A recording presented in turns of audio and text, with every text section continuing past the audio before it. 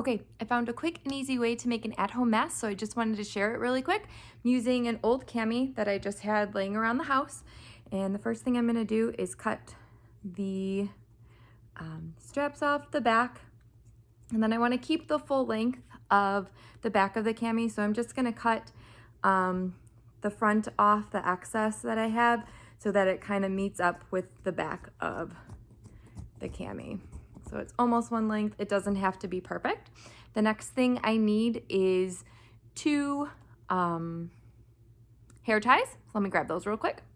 Two hair ties, and you're just gonna put one on each end. Then you're going to take the fabric on the ends and fold it in, kind of tuck it inside this fabric. Do the same thing with the other side. Tuck it in, and if you wanted, you could put a filter in between these fabric pieces as well. And then you are done, and you are ready to try on your mask. Put it on, tuck, tuck, tuck, tuck, tuck, tuck, done. There you have it, quick and easy mask.